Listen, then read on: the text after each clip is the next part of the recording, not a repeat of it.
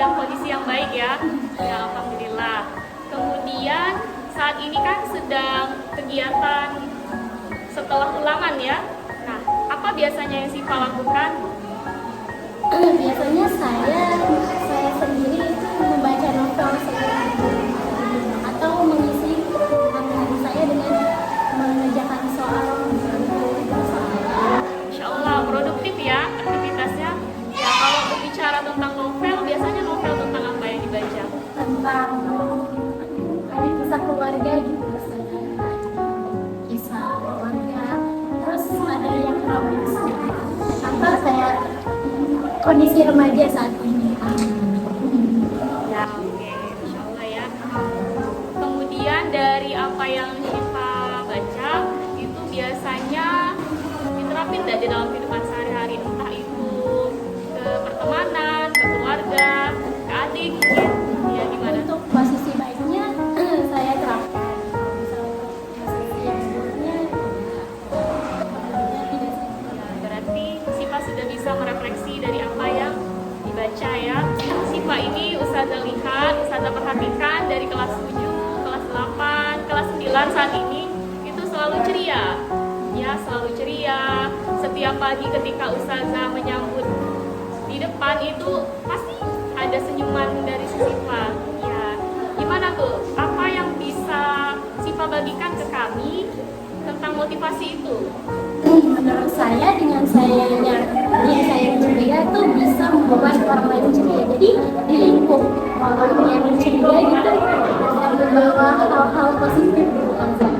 Jadi dengan saya ceria dari teman saya yang tidak ceria, jadi bisa membawa aura ceria juga untuk yang seperti saya, terus aura positif gitu. Nah, jadi tidak membuat orang lain itu merasa tidak suka dengan saya atau membuat orang lain itu merasa tidak nyaman dengan saya.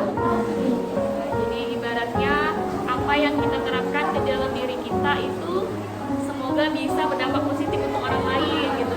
Jadi segala sesuatu yang baik itu dimulai dari diri kita sehingga orang lain bisa ikutan juga. Ya, bagus sekali ya. Oke.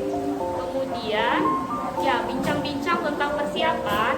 Tentu saja nanti pada saat SMP dan SMA Syifa kan akan menghadapi hal yang berbeda. Mungkin dari segi lingkungan, pertemanan, guru, mata pelajaran. Apa kira-kira persiapan yang Syifa lakukan?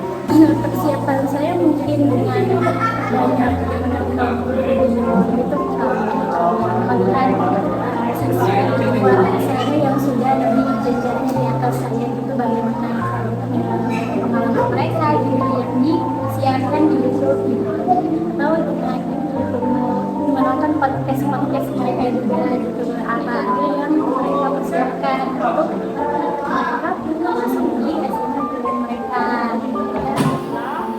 Menurut Syifa, apa potensi yang diyakini dapat menunjang Syifa untuk tingkat lebih lanjut? Tingkat yang lebih lanjut mungkin yang potensi pertama yang paling penting ya, jadi dengan potensi yang ini kita bisa masuk SMA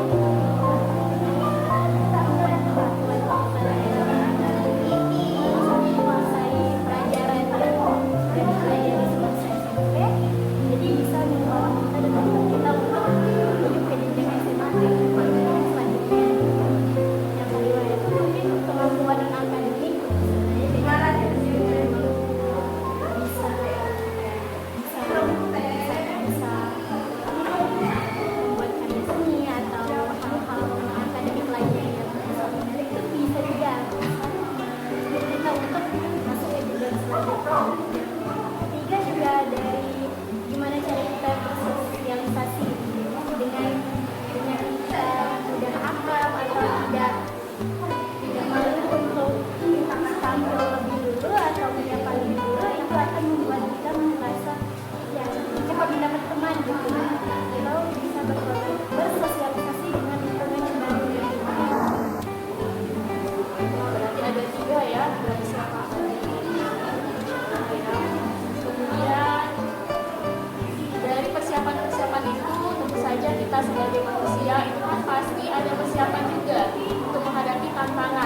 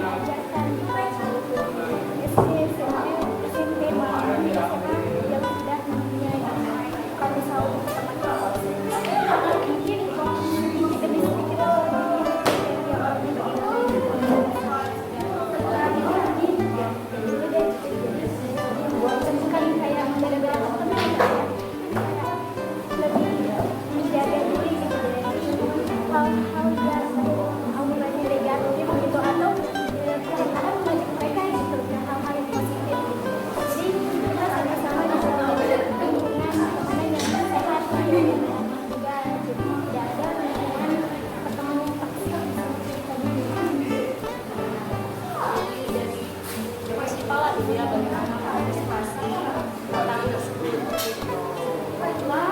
Kemudian hal baik yang telah Siva dapatkan selama di SMP dan akan tetap dan terus diterapkan selama di SMA nanti.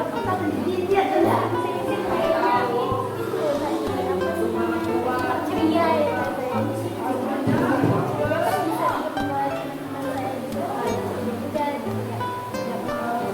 Musuh gitu, saya berusaha alhamdulillah gitu ya. Jadi dengan saya ceria sih, saya akan bawa terus dan dia tetapi juga konsisten dalam belajar agar ya nilai saya tetap terus lebih sering ikutin kegiatan-kegiatan kan banyak juga kegiatan-kegiatan yang mungkin dari SMA juga kan aktif dalam kegiatan-kegiatan Adanya adalah ya yang dibawa ke sana sebagai oleh-oleh ya. Tidak terasa ya, asyik sekali berbincang-bincang dengan Siva Nabila. Sebenarnya ada banyak sekali hal yang ingin dibahas gitu ya, tapi akan kita lanjutkan di lain kesempatan. Oke, yang terakhir, coba silakan Siva bagikan tips ala Siva Nabila untuk seluruh pelajar di Indonesia. Silakan. terus mencari motivasi agar diri Anda bisa termotivasi. Jangan pantang menyerah gitu dalam menjalani hal-hal yang susah, atau juga tidak gampang menyerah jika mendapatkan kegagalan, karena di balik kegagalan pasti ada kemudahan dan juga kesuksesan yang akan diraih. Semangat semua. Semangat, tetap semangat untuk mencapai cita-cita